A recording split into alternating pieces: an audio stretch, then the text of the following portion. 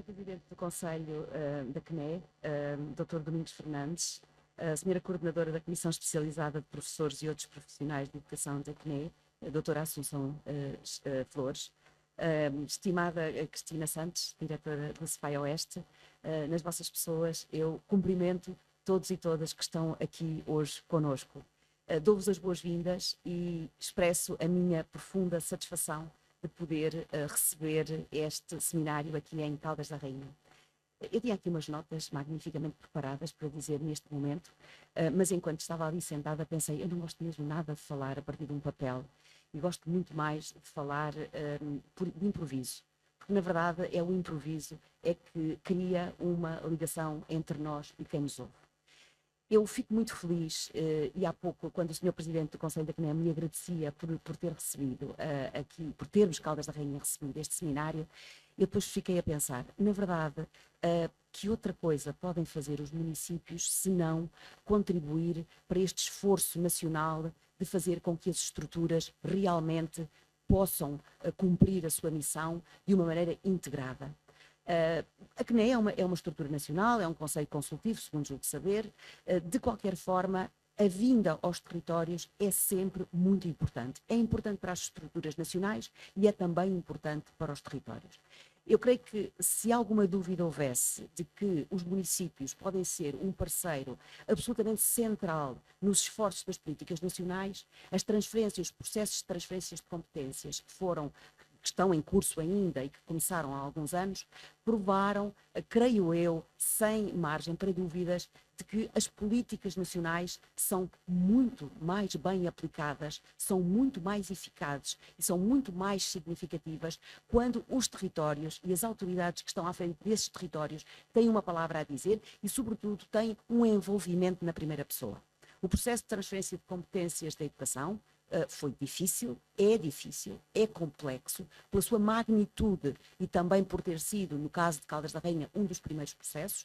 O seu volume, a sua dimensão, a sua execução é complexa, mas eu atrevo-me a dizer neste momento que nós contribuímos de uma maneira bastante significativa para o melhor funcionamento. E há outros processos de transferência de competências da Segurança Social, por exemplo, foram transferidos para os municípios e cá estamos com a maior das generosidades, com o maior dos empenhos. E diria eu que se alguma coisa não correr bem neste processo de transferências de competências e de envolvimento dos municípios, então eu diria que o que deve mudar é a predisposição dos municípios e não este princípio de que o território deve estar todo envolvido. E por conseguinte, neste nosso esforço, acolher as entidades nacionais ou acolher as entidades que têm um impacto a nível nacional é mais do que uma obrigação, é um imperativo para nós. E, posto isto, o que vos posso dizer? Que neste município de Caldas da Rainha a educação é de facto um fator fundamental para o nosso desenvolvimento. Nós temos 3 agrupamentos de escolas, temos uma capacidade de captação de alunos que vai muito além do nosso próprio território. Nós temos mais alunos nas nossas escolas e nos nossos centros de formação profissional do que jovens das correspondentes idades existem neste território. O município é um município com uma enorme atratividade, porque é aqui um polo urbano de grande importância na região oeste. A região oeste tem 2 grandes cidades, Caldas da Rainha e Torres Vedras a sul, Caldas da Rainha mais a norte, e na verdade Caldas da Rainha, enquanto polo urbano, tem esta capacidade de atratividade para muitos setores e também para a educação.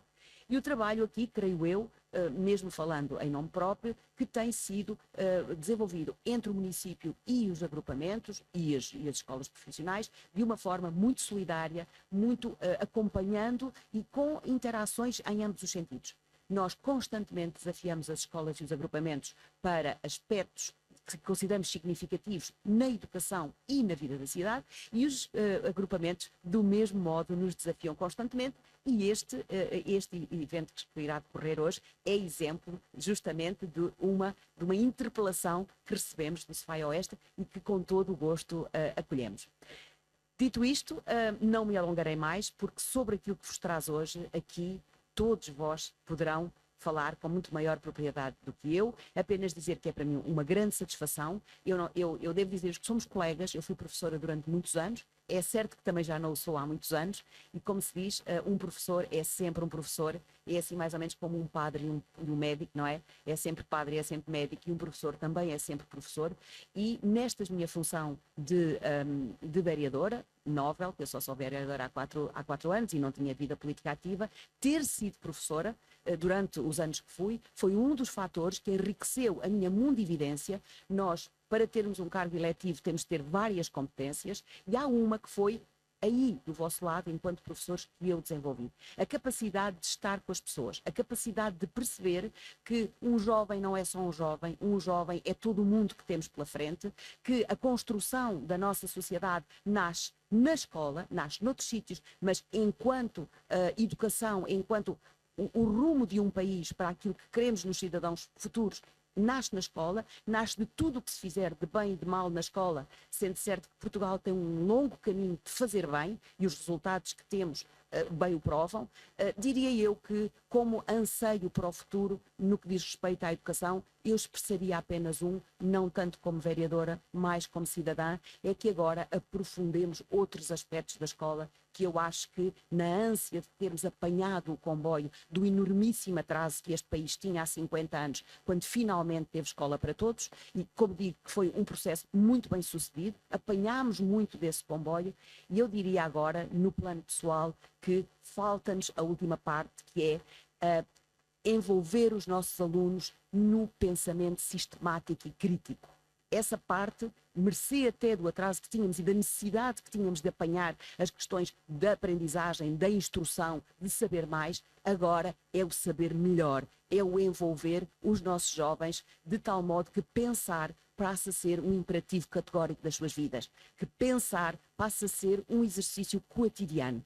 E aí, como volto a dizer, do meu ponto de vista pessoal, é a última batalha que, enquanto povo, temos ainda para fazer, e que nasce aqui de transformar o pensamento sistemático e crítico um imperativo de consciência diário, do qual não abrimos mão, para sermos um povo mais resiliente, mais resistente e menos permeável à opinião do outro, à opinião pública, à opinião publicada, e sobretudo sabermos que, em face dos factos, cada um de nós tem meio quilo, 700 gramas, acho eu, de massa cinzenta sobre a nossa cabeça, que nos ajuda muito mais do que sermos seguidistas relativamente ao que se passa à nossa volta. E isso é a grande interpelação do ensino. E eu sei que os professores estão, e sei que estou a falar para professores, estão imensamente condicionados pelo peso dos programas, sei disso porque fui professora, como digo. No entanto, este aspecto é um aspecto que tem de estar presente, tem de estar em intersecção. E nisto estou confiante que temos em Portugal o corpo docente, o sistema que precisamos para esta última batalha.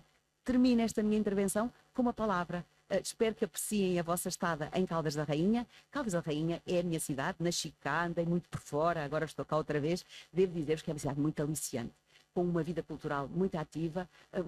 É uma cidade termal, é uma cidade que nasceu das águas, mas que depois se formou nas artes, e hoje é uma cidade de arte, cultura e também termal também. Por isso, aproveitem, e se não puderem aproveitar hoje, voltem, que estamos cá para vos receber com todo o gosto. Um excelente seminário para todos. É com muita, muita alegria que faço esta abertura. Muito obrigada a todos.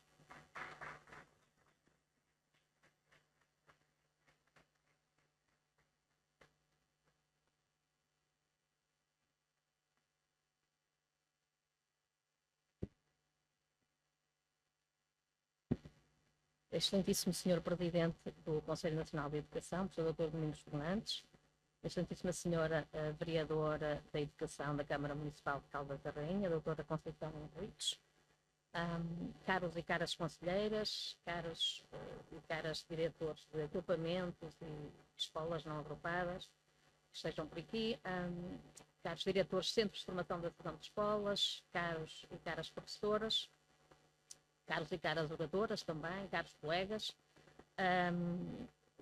Sei que tenho menos tempo, portanto vou também improvisar, mas não deixaria de deixar aqui uma contextualização deste evento. O tema que nos traz hoje aqui às Caldas da Rainha, e mais concretamente a este pequeno auditório do Centro Cultural e Congressos, é extremamente relevante e oportuno, quer no panorama nacional, quer no panorama internacional, e é um tema que a 4ª Comissão Especializada Permanente, professores e outros profissionais da educação, em boa hora decidiu aprofundar, sendo que é também um tema que me é particularmente caro, um tema que eu estudo já desde a minha dissertação de mestrado e mais tarde doutoramento. A indução é uma fase crucial no contínuo da formação de professores, cuja necessidade e pertinência têm sido corroboradas através da investigação, mas paradoxalmente não têm recebido a atenção desejada do ponto de vista político e institucional. Se atentarmos no volume de publicações neste domínio, verificamos que a indução tem sido objeto de análise, embora com distintos enfoques. E é também por isso que estamos cá hoje para aprofundar este tema. Esta situação decorre de uma diversidade de situações. Há países em que há um investimento claro na fase de indução dos professores. Vamos ter cá o exemplo da professora Eva, que vai estar aqui a apresentar o caso norueguês, mas também, de uma forma geral, dos países nórdicos. E, portanto, por um lado, o investimento ou não na fase de indução, mas, por outro lado, algumas dificuldades, também daí o tema deste seminário, do ponto de vista da sua conceptualização e da sua operacionalização. Porque o chamado período de indução muitas vezes também se confunde, ou às vezes é visto como sinónimo, como o período probatório, não são exatamente a mesma coisa. E, portanto, este seminário é interessante desse ponto de vista, na medida em que nos permite também aprofundar um pouco conceptualmente e não só este tema.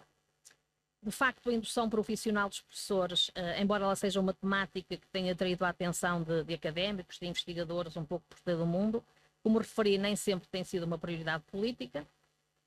E, portanto, assumindo que os novos professores se encontram numa fase de intensas aprendizagens, e quando falamos dos novos professores, ou dos professores no período de indução, estamos a falar dos primeiros anos de exercício autónomo de funções docentes.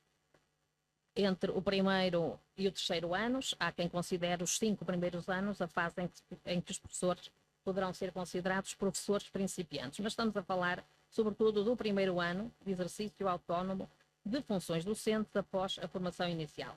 Portanto, este período de indução profissional visa apoiar e integrar os neófitos no contexto escolar e proporcionar-lhes oportunidades de desenvolvimento profissional relevantes, na maior parte dos casos, através da atribuição de um mentor, um professor mais experiente que acompanha, orienta, apoia esse novo professor. No nosso país, nós temos a identificação, pelo menos do ponto de vista legislativo, do período de indução já desde 1989, no famoso Decreto-Lei 344, famoso no sentido em que apresenta o ordenamento jurídico da formação de professores em Portugal, e é um documento extremamente relevante, mas desde 89 até hoje, vão vários anos, várias décadas, ainda não foi operacionalizado nem regulamentado, e, portanto, do ponto de vista de uma prioridade política a este nível. E, portanto, como vamos ter oportunidade de discutir do ponto de vista conceptual, também ver o que é que a investigação diz sobre este tema, qual é a experiência internacional, porque efetivamente temos vários países que instituíram um período de indução, ou melhor, um ano de indução, e temos também várias experiências e uma diversidade de programas de indução.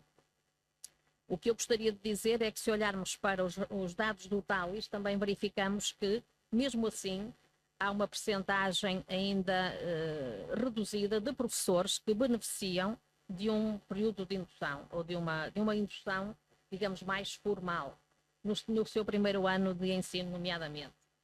De acordo com o relatório da OCDE, e na Europa, nos países e nas economias da OCDE, apenas 38% dos professores reportam ter participado em atividades de indução formal ou informal durante o seu primeiro ano de exercício.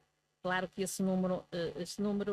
essa percentagem decresce se considerarmos, por exemplo, o caso português, em que apenas 6% dos novos professores mencionam algum tipo de mentoring, de mentoria, não gosto muito de termo em português, mas algum tipo de apoio nas escolas.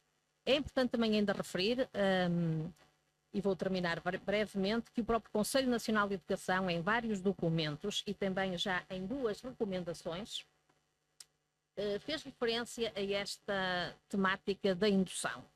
Por um lado, na recomendação número 3 de 2019, a recomendação sobre qualificação e valorização de educadores e professores dos ensinos básico e secundário, onde se refere claramente que o CNE recomenda que se substitua o período probatório por um verdadeiro ano de indução, ou seja, um ano letivo completo de exercício profissional, apoiado continuamente pelo Departamento Curricular da Escola, através de um docente do mesmo grupo de recrutamento e com experiência profissional de reconhecida qualidade.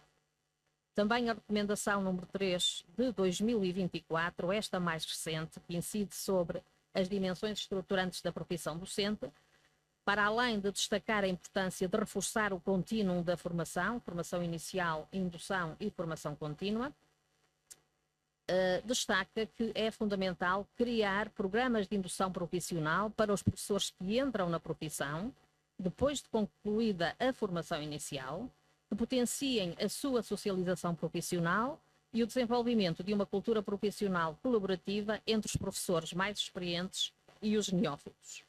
E, portanto, considerando a reconfiguração da profissão docente que a renovação do corpo docente exige, dado o elevado número de professores que estão ou que se vão aposentar e a entrada no ensino de profissionais com perfis diversificados, urge refletir sobre a indução profissional de professores, convocando conhecimento decorrente da investigação e partilhando experiências e exemplos existentes neste domínio, com vista ao aprofundamento das várias dimensões da indução e à identificação de estratégias que possam potenciar a retenção de professores de qualidade nas nossas escolas. Resta-me agradecer a todos os oradores, a todos os participantes neste seminário, também à assessoria técnico-pedagógica, técnico-científica do Conselho Nacional de Educação, à Câmara Municipal das Caldas da Rainha e desejar também a todos que este seja um debate muito profícuo e enriquecedor. Muito obrigada.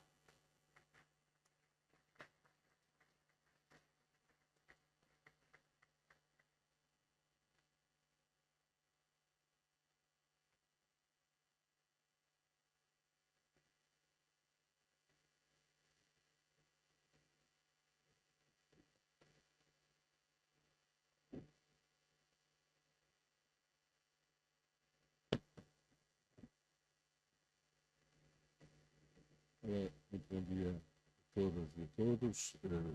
Começo por cumprimentar a senhora vereadora da Educação, a doutora Conceição Henriques, e agradecer-lhe muito a disponibilidade desde a primeira hora que foi manifestada pela Câmara Municipal das Caldas da Rainha para nós organizarmos este seminário aqui nesta cidade. E queria também cumprimentar a doutora Cristina Santos, diretora do Centro de Formação da Associação de Escolas do Oeste, e também tinha as minhas razões pela adesão imediata e com todo o entusiasmo e empenho para que nós pudéssemos construir tudo aquilo que foi necessário construir para chegarmos aqui hoje. Queria, naturalmente, cumprimentar todos e todas aqui presentes, diretoras e diretores de agrupamentos, de centros de formação. Já vi aqui algumas pessoas que conheço já há muitos anos, é sempre bom revê-los e revê-las, a todos. Saudar os conselheiros aqui presentes do Conselho Nacional de Educação e, muito brevemente, gostaria de sublinhar dois ou três aspectos. O primeiro aspecto não é, por acaso, que o Conselho Nacional de Educação, de há uns anos a esta parte, desenvolve atividades desta natureza em parceria com uma diversidade de intervenientes. Desta vez, estamos a fazer uma parceria, fizemos uma parceria, continuamos aqui a fazê-la, entre a Câmara Municipal e um centro de formação. E porquê?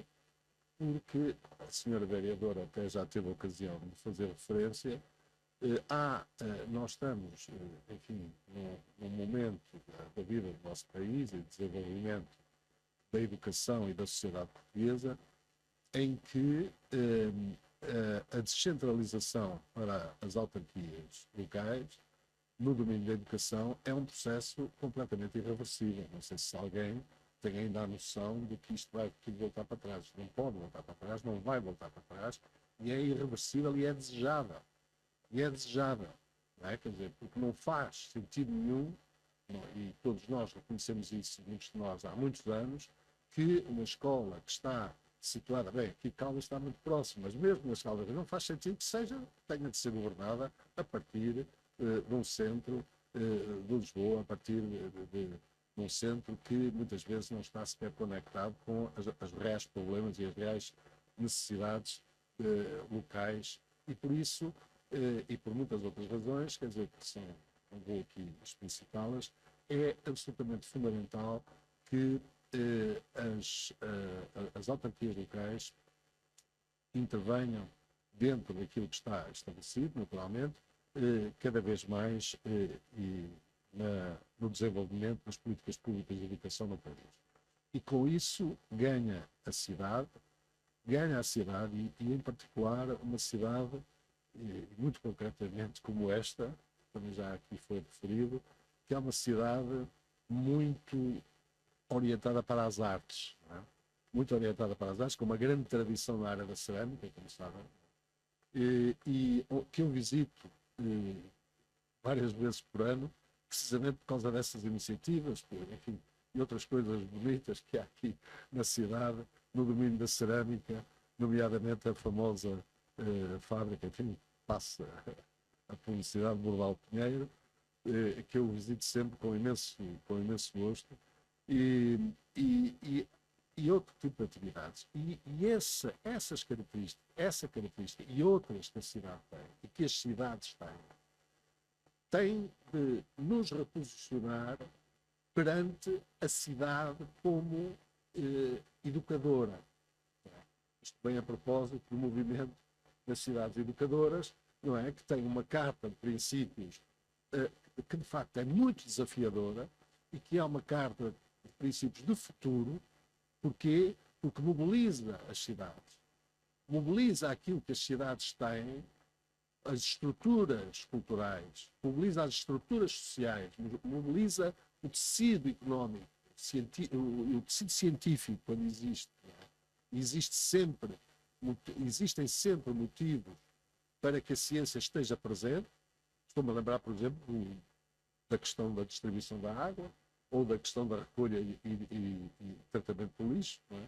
Que levanta problemas sociais, que levanta problemas científicos, que levanta problemas tecnológicos, que levanta problemas de diversa ordem, que são e devem ser bons motivos para aprender na perspectiva que a senhora vereadora aqui referiu. Portanto, estas são algumas das razões pelas quais, ou que justificam, melhor dito, que o CNE tenha tido a preocupação, até agora, tem tido essa preocupação de fazer parcerias com as autarquias locais. Depois, temos aqui o Centro de Formação da Associação de Escolas.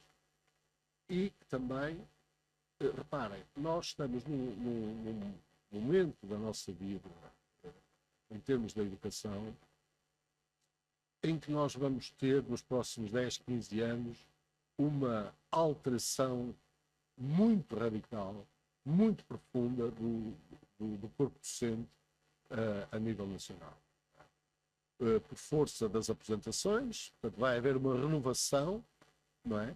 E eu espero que os poderes públicos e todos nós, no fundo, todos nós estamos implicados nesse processo, tenhamos a inteligência suficiente para fazer desse momento, que é um momento complexo, um momento de oportunidade, de desenvolvimento, que vá no sentido, de facto, de dar consequência a um currículo que, de facto, altere significativamente a qualidade das aprendizagens dos alunos. E isso, naturalmente, passará por um envolvimento significativo de todas as estruturas e da capacidade formativa existente no país, começando, se quisermos, pelas instituições de ensino superior, que cada vez mais têm de ser ativas e as políticas públicas têm que estar orientadas para que as parcerias entre essas instituições e o governo sejam efetivas, e que o governo, de facto, seja ele qual for, disponibilize os meios, não é, e os recursos a essas instituições para que elas preparem os professores que o país carece. Porque eu penso que todos compreenderemos que dificilmente o país pode dar resposta às necessidades dos professores com a formação inicial. Dificilmente. Um professor, quer dizer, não se prepara um professor em 2 ou 3 dias, nem em 2 ou 3 semanas, nem em 2 ou 3 anos. No mínimo são 5 anos. E, portanto, nós temos de, com certeza, pensar noutras possibilidades, temos que, com certeza, mobilizar outras estruturas em parceria com as instituições do ensino superior, que é como é o caso dos centros de formação da Associação de Escolas. Os centros de formação da Associação de Escolas eventualmente poderão ter que encarar algum tipo de evolução ou algum tipo de adaptação aos novos tempos, mas são instituições que têm prestado, em muitos casos, um serviço inestimável ao país. Inestimável, quer dizer, em termos da formação que têm proporcionado, muitas vezes um bocadinho à medida, muitas vezes um bocadinho precipitada por conta das agendas públicas ou das políticas públicas, mas tem um potencial e tem uma capacidade e tem uma ligação, não é, às instituições escolares do ensino não superior que são absolutamente, que são fundamentais para que haja um progresso ao nível daquilo que vai ser o desafio a enfrentar nos próximos anos. Terminando, o terceiro aspecto que gostaria de referir é o lugar da indução profissional neste desafio que nós temos pela frente. A indução tem de ser, de facto, encarada de uma forma profissional, tem de estar fundamentada no conhecimento que existe e tem de ser uma oportunidade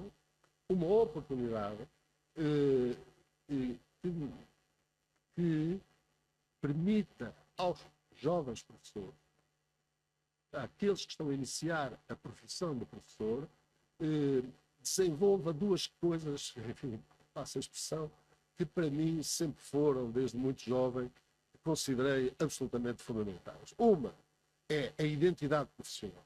Quer dizer, não há nenhum profissional, seja ele professor, seja quem for, que não, como é que eu ia dizer, que não esteja bem na sua profissão se não tem uma forte identidade profissional. A identidade profissional é aquilo que nos agarra àquilo que é a natureza mais intrínseca, a natureza mais significativa do que é exercer uma determinada profissão. E a outra é a profissionalidade, ou seja, todo o conjunto de conhecimentos, todo o conjunto de competências, todo o conjunto de saberes acerca de uma profissão, não é? Que naturalmente são mobilizados para que os alunos possam aprender e para que nós, como professores, possamos ser um recurso altamente qualificado que está ao lado deles, e não à frente deles ou atrás deles, ao lado deles, para resolver determinado tipo de problemas. Não é? Para resolver 3 problemas, 4 problemas, 2 problemas. E andamos ali um semestre, um ano letivo, seja o que for, ao lado deles, mobilizando esse querer e essa identidade profissional e mobilizando essa profissionalidade, não é? no seu pleno, para que os jovens possam ter, de facto, gosto em aprender. Eu ontem ouvi alguém dizer que numa escola profissional, aqui bem perto de Lisboa, alguém entrou numa sala onde os jovens estavam a trabalhar e os jovens manifestaram um grande incómodo por aquela pessoa que estava ali agora a ver a liga, e a pessoa ficou um bocado constrangida e depois soube que eles estavam incomodadíssimos porque estavam a aprender e alguém estava ali a entrar e a perturbar aquilo que eles estavam a aprender. Eu acho que isto é, de facto, chegar a um ponto de relação entre os jovens e a aprendizagem, a curiosidade, a descoberta e os seus professores e a sua escola e o projeto da sua escola, que vale a pena reter e vale a pena investir, e é por isso que eu acho que nós estamos aqui para discutir, como já foi muito bem referido pela professora Assunção Flores, estamos aqui precisamente para ganhar confiança na importância que tem a indução para o futuro da educação no nosso país. Muito obrigado.